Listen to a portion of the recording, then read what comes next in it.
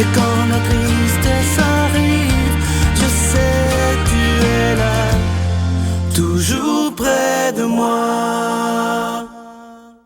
Bon mardi, bienvenue à votre émission La Victoire de l'amour. J'espère que vous allez bien, qu'on se prépare à vivre une belle journée.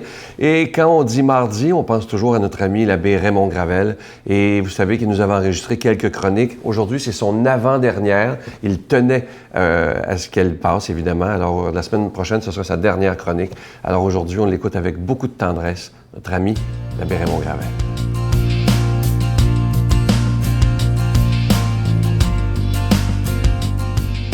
Bonjour. Aujourd'hui, la parabole porte sur les anges de la création. C'est une vieille légende qui rapporte que durant les jours de la création du monde, quand Dieu s'affairait à tout mettre en place et à trouver de la joie devant son œuvre, 4 anges s'approchèrent alors de lui. Le premier lui demanda « Comment vous y prenez-vous pour créer tout cela de rien? » Le deuxième ange, un peu inquiet de l'œuvre, demanda pour sa part « Pourquoi faites-vous cela? » Le troisième ange, Michel, demanda au Seigneur « Puis-je vous aider? » Le quatrième ange, plus réaliste, demanda pour sa part « À quoi cela va-t-il servir? » Le premier ange était un scientifique, le deuxième un philosophe, le troisième un philanthrope et le quatrième un administrateur. Mais arrive un cinquième ange, un peu plus discret, qui se tenait à distance et observait la scène avec étonnement et admiration. Cet ange, transporté de joie, n'a pas rien demandé au Créateur. Il se mit à applaudir, tout ravi de la création qu'il avait faite. C'était un ange mystique. Alors la figure de cet ange mystique me séduit beaucoup. Il admire l'œuvre de Dieu. Il n'y voit que beauté et harmonie, même si dans cette œuvre, il y a des erreurs qui se sont produites. Il ne voit que beauté et harmonie. Quand Dieu crée, il crée évidemment une réalité autre que lui-même. Il crée forcément du non-Dieu, pour ainsi dire. Il crée des êtres appelés à vivre dans un même système écologique. Et dans ce cadre, la vie de l'un devient nécessaire à la vie de l'autre. Et dans ce système, tous les éléments deviennent interdépendants.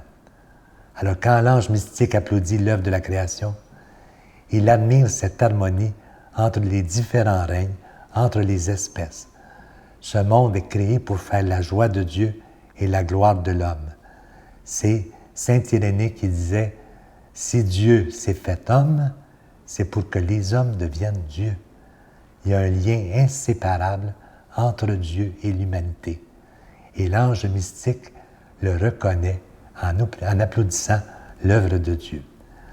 Alors certains posent des questions sur la création. Lui ne pose aucune question. Il ne fait qu'admirer avec étonnement et se réjouit des merveilles que Dieu a faites. Et c'est ça la beauté de l'œuvre de la création. On ne voit pas les erreurs.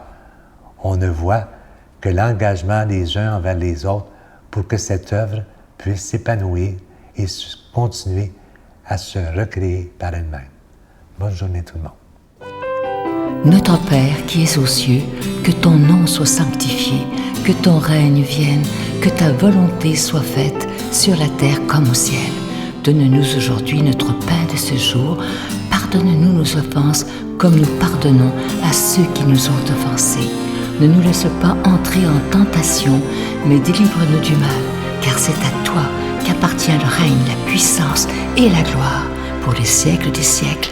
Amen. Je suis tellement content de vous parler de ce beau cadeau du mois. Je sais qu'il a travaillé très fort et il a vraiment mis tout son cœur. Il s'agit de l'abbé Robert Lemire avec son nouveau CD qui s'intitule « Dieu, le plus grand thérapeute ».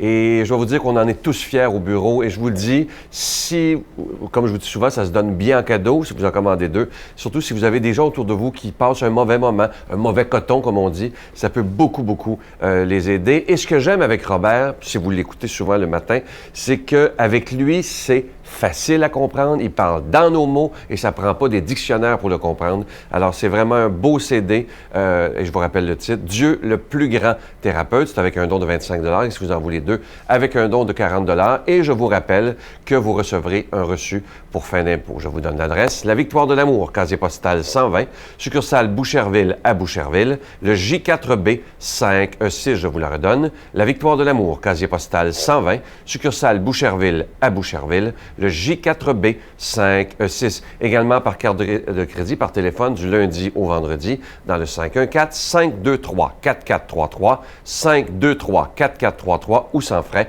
le 1-888-811-9291, 1-888-811-9291 et aussi sur notre site Internet, le www.lavictoiredelamour.org. Et je vous rappelle aussi, il y a des gens qui nous appellent au bureau pour savoir si les cadeaux des mois passés, et même plusieurs mois en arrière, sont toujours disponibles. Oui, il y en a toujours de disponibles. Il s'agit simplement de les demander à notre bureau. Je vous remercie de tout cœur de votre prière et merci de votre grande générosité.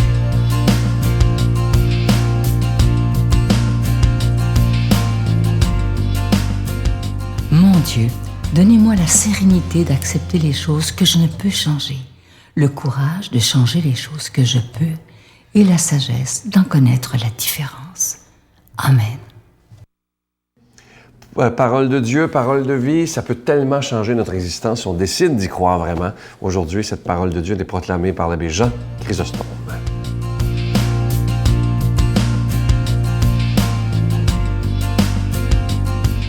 Le Seigneur soit avec vous. Évangile de Jésus-Christ selon saint Luc. En ces jours-là, Jésus s'en alla dans la montagne pour prier et il passa la nuit à prier Dieu. Le jour venu, il appela ses disciples, en choisit 12 et leur donna le nom d'apôtres. Simon, auquel il donna le nom de Pierre, André son frère, Jacques, Jean, Philippe, Barthélemy, Matthieu, Thomas, Jacques, fils d'Alphée, Simon, appelé le Zélote, Jude, fils de Jacques, et Judas Iscariote, celui qui fut le traître. Jésus descendit de la montagne avec les 12 apôtres et s'arrêta dans la plaine. Il y avait là un grand nombre de ses disciples et une foule de gens venus de toute la Judée, de Jérusalem et du littoral de Tyr et de Sidon, qui étaient venus l'entendre et se faire guérir de leur maladie. Ceux qui étaient tourmentés par des esprits mauvais en étaient délivrés. Et toute la foule cherchait à le toucher parce qu'une force sortait de lui et les guérissait tous. Acclamons la parole de Dieu. Chers frères et sœurs, bonjour. Ce matin, nous avons un texte que j'aime beaucoup. Jésus qui monte, qui gravit sur la montagne. Vous savez, le sens biblique de la montagne, c'est le lieu de la rencontre. Un peu une image de la montagne qui rencontre le ciel. C'est le lieu où on monte le plus loin comme pour être plus proche avec Dieu. Donc, on gravit la montagne et Jésus le fait. Il est plus proche, on pourrait dire, bibliquement, de Dieu. Et il va, pourquoi? Il va pour prier, justement, pour rentrer en relation avec Dieu. Il se retire, il va pour rentrer en relation avec Dieu. Et c'est intéressant de voir les effets de cette prière et de voir comment les conséquences ou tout ce qui se déploie après qu'il ait passé le temps en prière. Je vous invite à observer le déroulement du texte biblique pour voir un peu ces effets-là. Peut-être que ça pourrait être très utile pour nous aussi, et ça pourrait nous inspirer pour notre propre prière. Donc, Jésus qui prie, et on nous dit que quand il descend, il va choisir ses apôtres, il va leur donner des noms même. Il donne des noms à certains. Vous savez, le sens biblique du nom, c'est une identité qui est donnée et même une mission qui découle de cela. Donc, il va donner, il va choisir des apôtres, 12. Et ensuite, qu'est-ce qui arrive? Il va descendre dans la vallée et il guérit des gens. Il annonce la bonne nouvelle. Il déploie une puissance extraordinaire de salut et les gens en profitent.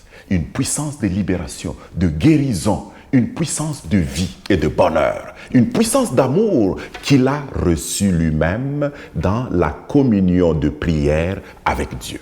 Hein, voyez-vous? Et ça nous inspire. Nous, ce matin, nous sommes venus à l'émission, à la victoire de l'amour. C'est un peu comme si nous sommes à la montagne. Prenez-vous comme ça, là. Supposez que vous êtes venus à la montagne ce matin pour accueillir la communion de vie avec Dieu. Vous accueillez sa parole, vous rentrez en prière, vous communiez à sa vie, vous vous remplissez de sa puissance. C'est l'effet de la prière. Et là, vous pouvez descendre. Descendre, c'est aller dans votre vie de tous les jours. Descendre, c'est voir se dérouler devant vous la journée d'aujourd'hui. En ce mardi, vous savez que vous avez des projets. Vous allez avoir à rencontrer du monde. Vous irez au travail. Vous allez avoir une réunion. Ou bien vous allez avoir un souper. Vous allez avoir un dîner avec des gens. Vous irez marcher. Voyez-vous, c'est toute une journée ou une descente dans la journée ou dans la vie de tous les jours, pour vous comme pour Jésus. Et donc, rempli de cet esprit, ce matin, vous descendez, vous saurez quoi faire. Comment discerner dans le quotidien pour poser des gestes qui permettent de lancer les autres dans leur vie aussi, un peu comme les apôtres qui vont devenir des piliers, qui vont devenir des grands leaders. Vous savez que vous allez poser des gestes extraordinaires qui vont lancer les autres dans la vie. Mais vous savez aussi que vous allez poser des gestes de libération. Vous savez aussi que vous allez poser des gestes d'amour. Vous savez aussi que vous allez poser des gestes de vie pour vos frères et vos sœurs. Soyez conscients de cela pendant cette journée, parce que vous revenez de la montagne et vous avez rencontré le Seigneur. Répandez cette force avec joie, répandez cette paix, répandez cet amour avec bonheur et pensez que vous le faites justement à la suite de Jésus, parce que lui, il va vous accompagner. Lui qui est descendu de la montagne, lui qui reste maintenant en communion éternelle avec son Père, il va avec vous. Il va vous accompagnant de son esprit de ressuscité pour que vous réalisiez ce bienfait de toutes sortes pour vos frères et vos sœurs, pour votre entourage, pour votre milieu de travail. Que le Seigneur vous bénisse en tout cela. Au nom du Père et du Fils et du Saint-Esprit. Amen. Je vous salue Marie, pleine de grâce. Le Seigneur est avec vous. Vous êtes bénie entre toutes les femmes, et Jésus, le fruit de vos entrailles, est béni. Sainte Marie, Mère de Dieu, priez pour nous pauvres pécheurs, maintenant et à l'heure de notre mort. Amen.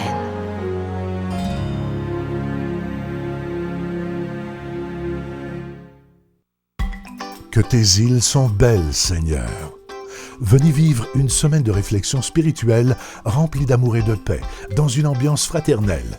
Pour une 20e année consécutive, la Victoire de l'amour, en collaboration avec Voyage Intermission, vous invite à son ressourcement annuel à bord du Celebrity Reflection du 10 au 17 janvier 2015. Au départ de Miami, nous ferons escale à Puerto Rico, Saint-Thomas et Saint-Martin, en compagnie de Sœur Angèle, Sylvain Charon et la présence exceptionnelle de l'abbé Robert Jolicoeur. Réservation avec Voyage Intermission au 514-288-6077 ou sans frais au 1-800-465-3255. Je vous laisse avec une très belle phrase qui vient de la Bible aujourd'hui. C'est dans Saint Jacques, à la fin du Nouveau Testament. Ça dit ceci: « La religion authentique et pure aux yeux de Dieu consiste à aider les orphelins et les veuves dans leur détresse et à ne pas se laisser corrompre par ce monde. » Je vous souhaite une belle journée et j'ai déjà hâte de vous retrouver demain matin. Bye bye. Les gens, quand on les accueille, ils reviennent. Puis quand on les aime, ils reviennent. Moi, là, j'aime mieux aimer plutôt que d'avoir raison.